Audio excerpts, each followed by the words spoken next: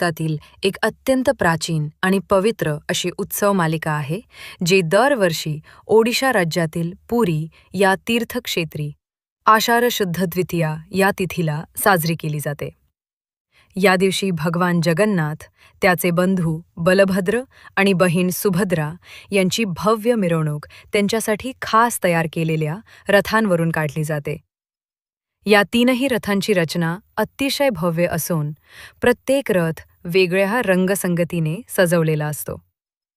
भगवान जगन्नाथांचा नंदीघोष, बलभद्राचा तालध्वज आणि सुभद्राचा दर्पदलन या नावांचे रथ श्रद्धेने सजवले जातात.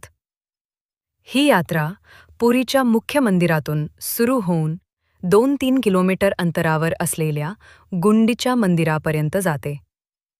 असे मानले जाते की गुंडीचा मंदिर हे भगवान श्रीकृष्णाच्या पत्नी